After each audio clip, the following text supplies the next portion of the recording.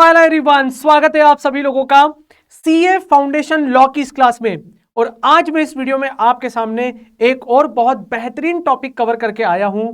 इसका जो प्रीवियस जो पार्ट 1 है वो पार्ट 1 वाला वीडियो भी आप जरूर से देखिएगा इस पार्ट 2 वाले वीडियो को देखने से पहले,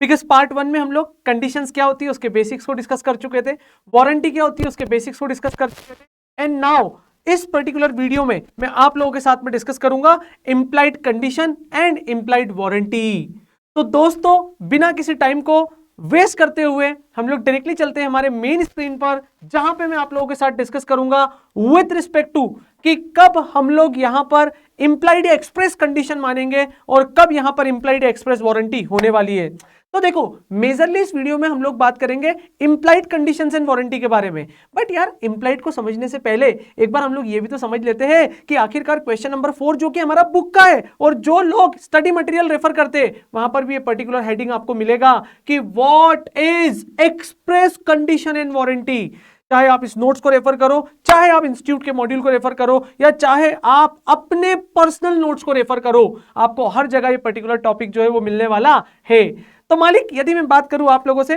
कि what is the express condition in warranty, यार आप लोग तो लॉ में इस लेवल तक पहुंच चुके हो जहां पे आप लोगों को इंप्लाइड ऑफर एक्सप्रेस ऑफर के बारे में पता होता है, आप लोगों को एक्सप्रेस कॉन्ट्रैक्ट इंप्लाइड कॉन्ट्रैक्ट के बारे में पता होता है। तो जब आपको बेसिकली एक्सप्रेस और इंप्लाइड का मीनिंग पता है तो आपके लिए ये express condition in warranty is not a big task,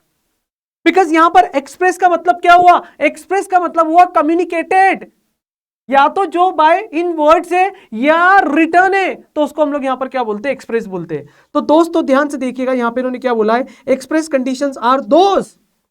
which are agreed between the parties at the time of contract and expressly provided in the contract। जो कॉन्ट्रैक्ट में स्पेसिफिकली मेंशन की गई है ऐसी टर्म्स एंड कंडीशंस को हम लोग यहां पर क्या बोलते हैं, express conditions and warranty.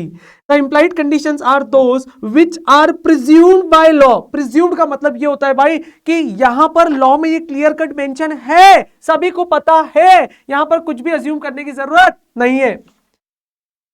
It should be noted that an implied condition may be,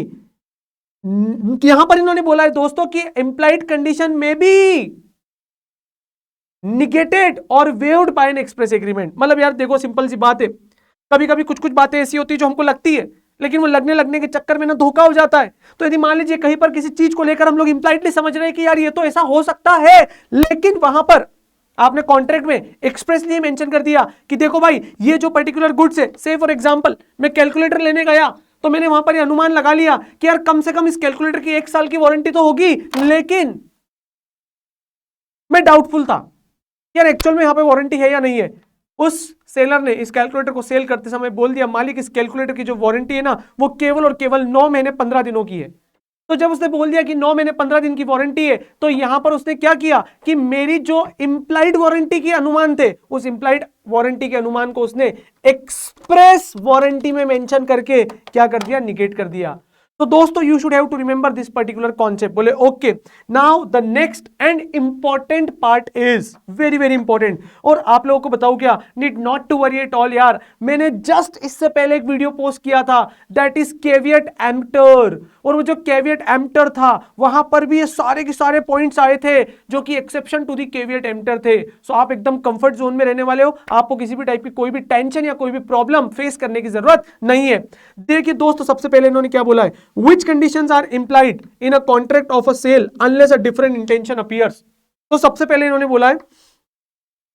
condition as to title. मालिक हम लोग यहां पर ये मानकर चल रहे हैं कि जो इस कैलकुलेटर का सेलर है उसके बाद इसका वैलिड टाइटल है, कोई चोरी का प्रोडक्ट नहीं बेच रहा है, कोई नेमो दैट क्वेट नॉन हेबिट के रूल को ध्यान में रखते हुए हम लोग इस असम्पशन को लेकर चलते कि यदि हम लोग किसी शॉप पे जाते और शॉप पर जाकर उसको बोलते कि भैया आप हमको एक कैलकुलेटर दे दो, तो वो जो कैलकुलेटर दे रहा है उसमें हम लोग ये अज्यूम कर लेंगे कि उसके पास में इसका क्या है, प्रॉपर टाइटल है।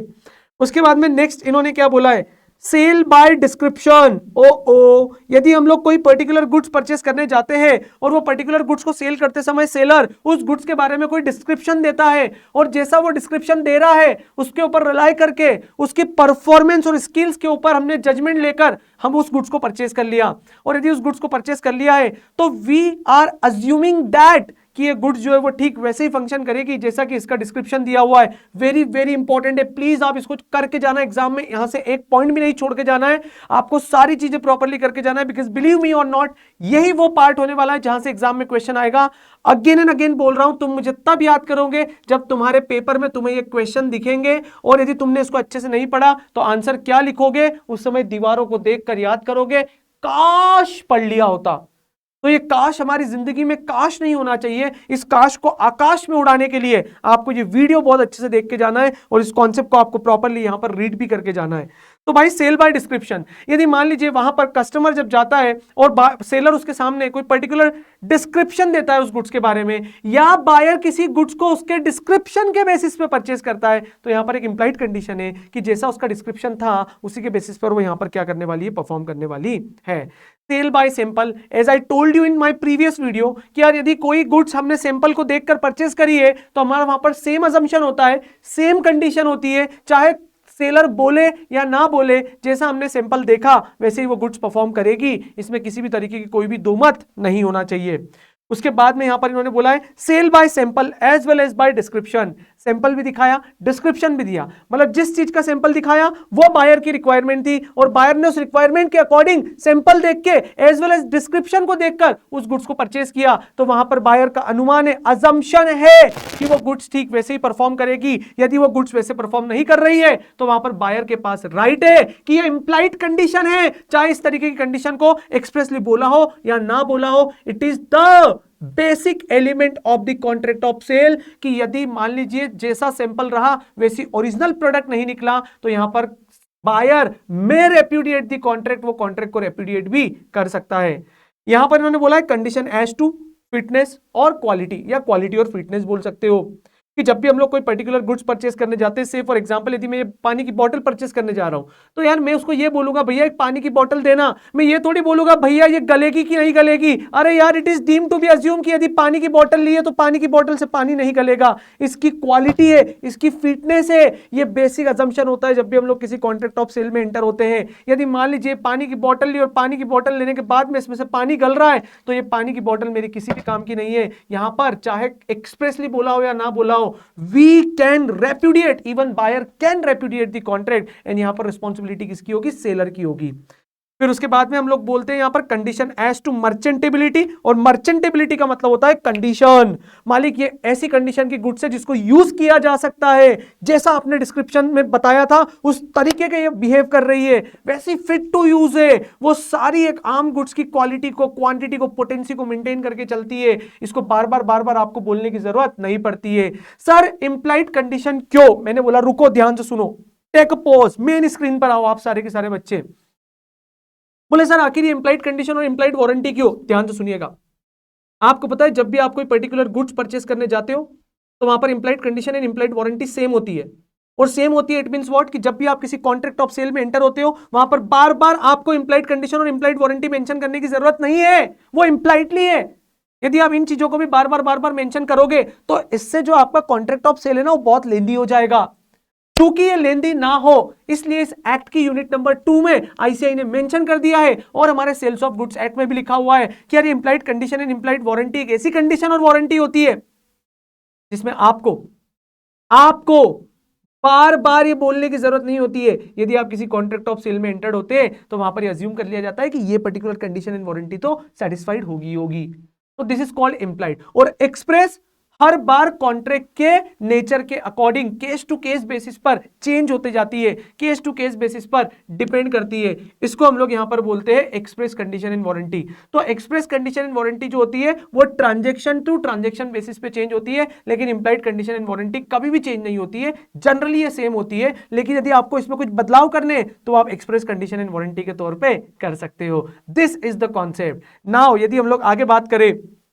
कि what is implied warranty are presume to be in contract of sale of goods, यहां पर सिंपल है भाई, कोई दिक्कत नहीं है, ये केवल और केवल 4 तरीके की होती है। पहला सबसे पहले इन्होंने क्या बोला है, warranty as to undisturbed possession, वही वाली बात है भाई, सिंपल सी बात है कि यहां पर जो सेलर है वो सेलर के पास में उसका अनडिस्टर्ब्ड पोजेशन है, टाइटल भी है, क्योंकि टाइटल था वो हम लोग इंप्लाइड कंडीशन मान चुके थे, और यहां पर उसका जो पोजेशन होगा वो कैसा है, अनडिस्टर्ब्ड पोजेशन है, मतलब वो उसके पास हुल्ली एंड सोल्ली ओनरशिप को एंजॉय कर रहा है। दूसरा, warranty as to non existence of unencumbrance. Unencumbrance का मतलब होता है कि मालिक ये जो प्रॉपर्टी ये पूरी तरीके से फ्री है, ये गुड्स जो है पूरी तरीके से फ्री है, इसने इस गुड्स को कोलेटरल रखकर किसी से कोई लोन वगैरह नहीं लिया है,